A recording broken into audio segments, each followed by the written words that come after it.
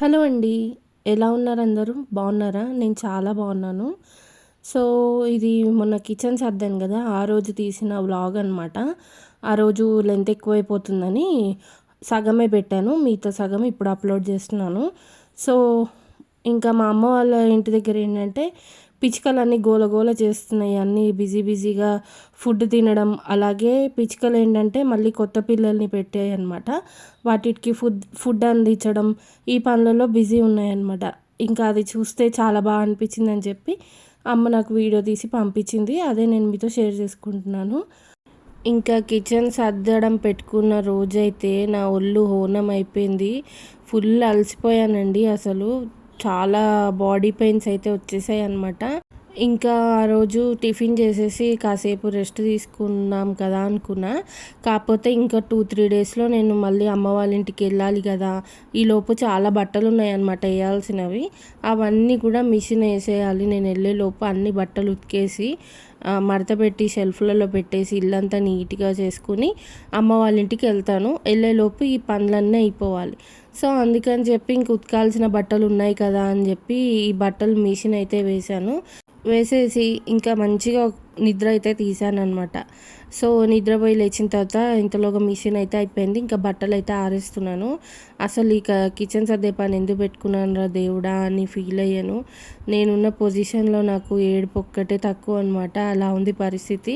ఇంకా ఈ బట్టలు ఆరేస్తున్నప్పుడు అయితే ఓకే, కానీ ఆ కిచెన్లోకి వెళ్ళాలంటేనే భయం వేస్తుంది అనమాట. ఈవినింగ్ అసలు ఓపిక అవ్వట్లేదు. కాకపోతే ఇంకా గిన్నెలు అవి అలా పెట్టేసుకోలేం కాబట్టి ఇంకా తోమేసుకుందాంలే అని చెప్పి అనుకున్నాను. మధ్యాహ్నం ఇంకా నేను లంచ్ కూడా ఏం చేయలేదు. చేయకుండానే ఇంకా జస్ట్ టీ పెట్టాను. నేను మా హస్బెండ్ టీ తాగేసాము. టీ తాగిన తర్వాత ఇంకా నేను ఇక్కడ గిన్నెలు తోమే పని అయితే స్టార్ట్ చేశాననమాట. ముందు గిన్నెలన్నీ కూడా తీసి ఇలా గట్టు మీద పెట్టేసుకున్నాను. గట్టు మీదే కాదు, ఇంకా కింద కూడా ఉన్నాయన్నమాట. కింద కూడా కొన్ని గిన్నెలు పెట్టి ఉంచాను. ఇంకా మీకు చూపించలేదు. వీడియో తీస్తూ పోతే ఇంకా లేట్ అయిపోతుందని చెప్పి నాకు ఇంకా కొంచెం కదిపితే ఏడిపొచ్చే అంత పొజిషన్ ఉందన్నమాట.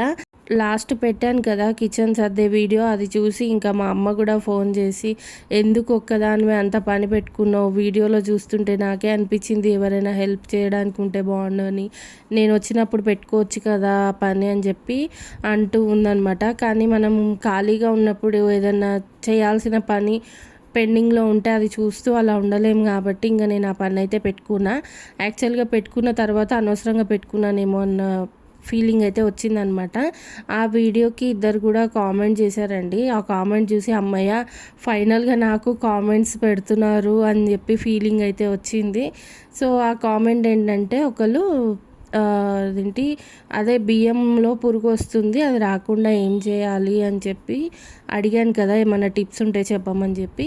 సో, దానికి కామెంట్ చేశారనమాట, వేపాకులు వేస్తే పురుగు రాకుండా ఉంటుందని చెప్పేసి.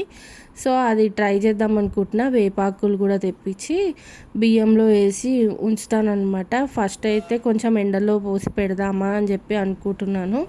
తర్వాత ఇంకా ఈ వేపాకులు వేసి పెట్టేస్తే పురుగు పట్టకుండా ఉంటుంది కదా అని చెప్పి అనుకుంటున్నాను. నెక్స్ట్ ఇంకేంటంటే ఇంకొకరు కామెంట్ చేశారు ఏంటంటే షెల్ఫ్లలో న్యూస్ పేపర్స్ వేసి సర్దుకుంటే ఇంకా నీట్గా ఉంటుందని చెప్పి అని కామెంట్ పెట్టారనమాట. నిజమేనండి, నాకు అనిపించింది న్యూస్ పేపర్స్ వేసుకుందామని చెప్పి.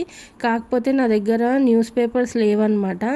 ఇంకా మా అమ్మ వాళ్ళు న్యూస్ పేపర్స్ వేయించుకున్నారు ఇదివరకు. ఒక 1 మంత్ అలా వేయించుకుంది మా అమ్మ న్యూస్ పేపర్స్. సో, అవి అమ్మ దగ్గర ఉన్నాయి. ఈసారి వెళ్తున్నాను కదా, వచ్చేటప్పుడు న్యూస్ పేపర్స్ తెచ్చుకొని కంపల్సరీ ఇంకా వేస్తాను, షెల్ఫ్లలో వేసి సర్దుకుంటాను. నాకు అనిపించింది ఇంకా న్యూస్ పేపర్స్ లేవు కాబట్టి వేయలేకపోయాను. అండ్ మీ ఇద్దరికి కూడా థ్యాంక్స్ చెప్పాలి. నిజంగా నేను ఇన్ని వీడియోస్ పెడుతున్నా కానీ ఎటువంటి కామెంట్స్ అయితే రావట్లేదు అనమాట.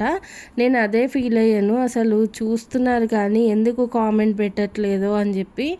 ఏంటో ఒక రకమైన పిచ్చి అనమాట. నాకు కామెంట్స్ వస్తే చాలా హ్యాపీగా ఫీల్ అవుతాను. సో, అదనమాట. మీరిద్దరు కూడా నాకు సజెషన్ ఇచ్చినందుకు చాలా థ్యాంక్స్. సో, ఫైనల్‌గా సగం గిన్నెలు తోమడం అయితే అయ్యింది. ఈ మధ్య ఏమవుతుందంటే నేను స్మార్ట్ పాయింట్‌లో ఒక పీచు స్క్రబ్బర్ ఉంటుంది కదా! గిన్నెలు తోమే స్క్రబ్బర్ అది తెచ్చుకున్నాను. ఆ స్క్రబ్బర్ ఏందంటే మొత్తం తీగల్లాగా ఊడిపోతుంది. అంటే పౌడర్‌లాగా రాలిపోతుంది మొత్తం గిన్నెలు తోమేటప్పుడు. సో, అది మొత్తం మోరీలో ఇరుక్కుపోయి వాటర్ పోవడం కూడా కష్టమైపోతుంది. అందుకనే వాటర్ అంతా కూడా చాలా స్లోగా వెళ్తున్నాయన్నమాట మోరీలో. అదొకటి ఉంది ఇబ్బంది. నెక్స్ట్ అయితే ఇంకా గిన్నెలన్నీ తోమేశాను. తోమిన తర్వాత ఇక్కడ స్టవ్ అంతా కూడా కడిగేసుకుంటున్నాను. ఇది స్టవ్ కొని 10 ఇయర్స్ అవుతుందండి. ఇప్పటిదాకా కూడా ఏ ట్రబుల్ ఇవ్వకుండా బాగానే ఉంది. కాకపోతే నాకు కొంచెం గ్లాస్ స్టవ్ ఉంటుంది కదా, అది యూజ్ చేయాలని ఇష్టం అనమాట.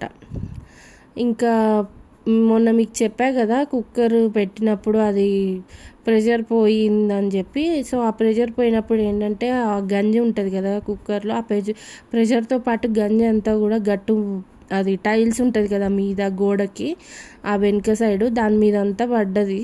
సో, అదంతా కూడా క్లీన్ చేస్తున్నా, రుద్ది కడిగాను అనమాట. అది మనకి కనబడట్లే కానీ దగ్గర నుంచి అయితే మొత్తం ఇట్లా గోడ పొడుగంతా కూడా పడింది. సో, అదే మొత్తం రుద్ది నీట్గా క్లీన్ చేసుకుంటున్నా. నాకు ఇప్పుడే ఒక సంతోషం ఏంటంటే, అమ్మయ్య గిన్నెలు మొత్తానికి తోమడం అయిపోయింది, ఇంకా నేను వెళ్ళి రిలాక్స్ అవ్వచ్చు అని చెప్పి ఒక హ్యాపీనెస్ వచ్చింది. ఇంకా ఈవినింగ్స్ అయితే విపరీతమైన చలి ఉంటుందండి. నార్మల్గా బయట చలి బాగానే ఉంటుంది కదా, మా దగ్గర ఇంకెక్కువ ఉంటుందన్నమాట. ఊరు కదా, ఊర్లో కొంచెం బాగా చలి అనిపిస్తుంది. ఇంకా నేనైతే తలుపులు వేసుకొని కూర్చుంటున్నా. ఈవినింగ్ పూట అస్సలు తలుపులు తెరవట్లేదు. దానికి తోడు ఇప్పుడు గిన్నెలు తోముతున్నాను కదా, ఈ గిన్నెలు తోమడం మూలన ఏంటంటే డ్రెస్ కూడా మొత్తం తడిచిపోతుంది.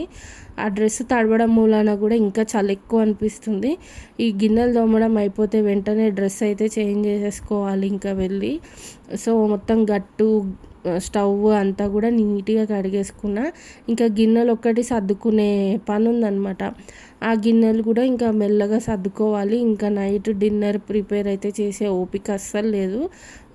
బయట నుంచే తెప్పించుకుందాము అని అనుకుంటున్నా. ఎందుకంటే మీకు చెప్పా కదా, ఆఫ్టర్నూనే నేను బయట నుంచి తెప్పించుకుంటా లంచ్ అని చెప్పా కదా, కానీ బయట నుంచి మేము ఏం తినలేదు. ఇంకా ఆఫ్టర్నూన్ అయితే లంచ్ అయితే ఏం చేయలేదు, డైరెక్ట్ ఇంకా టీ ఒక్కటే తాగాము.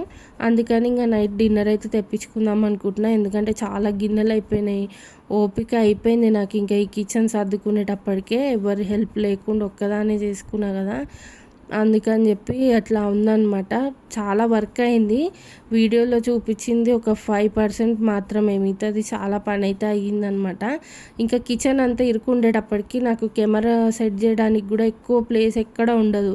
ఓన్లీ ఒక 1-2 ప్లేసెసే ఉంటుంది. సో, అక్కడే పెట్టి చూపించాను. ఫైనల్గా ఇదిగోండి ఇన్ని గిన్నెలు అయితే తోమాను అనమాట. టబ్బు నిండా గిన్నెలు తోమాను.